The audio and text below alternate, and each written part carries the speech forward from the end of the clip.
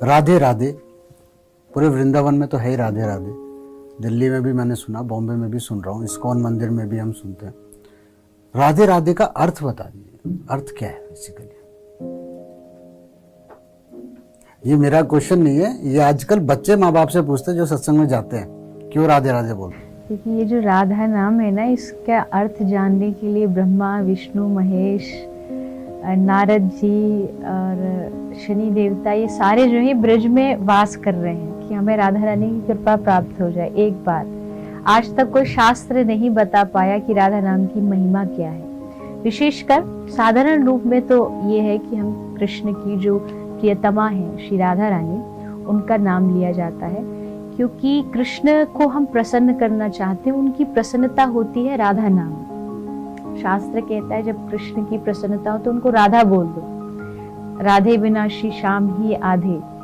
तो उनके बगैर आप कहीं भी आराधना करते हैं, जैसे नारायण भगवान के साथ लक्ष्मी है, राम भगवान के साथ माँ जानकी है, तो भगवान कृष्ण के साथ श्री राधा रानी है। लोग कहेंगे कि विवाह तो हुआ नहीं, विवाह तो रुक्मणी जी के साथ हुआ था।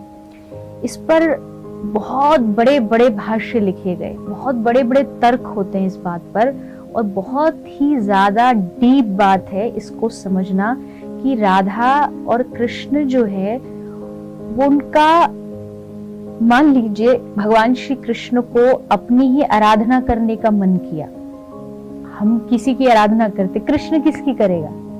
भगवान कृष्ण को किसी की पूजा करनी है, किसकी करे? तो उन्होंने अपने ही स्वरूप को एक रूप दे दिया, राधा।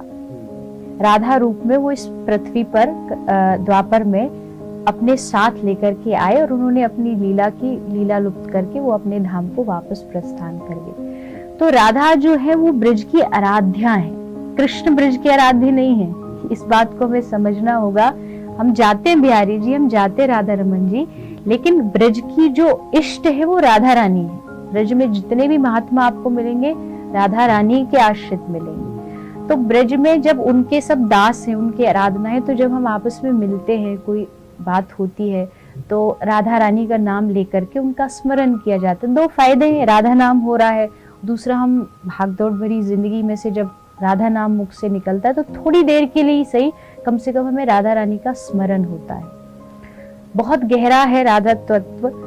मैं कई कथाएं ऐसी करती हूँ जिसपे पूरी 7 दिन की जो कथा होती है वो सिर्फ राधा नाम पे ही होती है। तो अगर मुझसे कोई कहे उसको 2 मिनट में बता दीजिए तो मेरे लिए वो असंभव है, क्योंकि मेरा प्राण है राधा, मेरे जीवन का सार है राधा। राधा नाम ही आप ये समझ लीजिए, ऐसे कितने महापुरुष हैं जो जीते हैं राधा नाम के भरोसे, जो खाते हैं राधा नाम, जो हर कुछ उनका राधा है। तो इस तत्व को समझा जा सकता है गुरु कृपा से। अगर आप किसी गुरु का सानिध्य लेते तो आप राधा नाम की महिमा को समझ सकते हैं।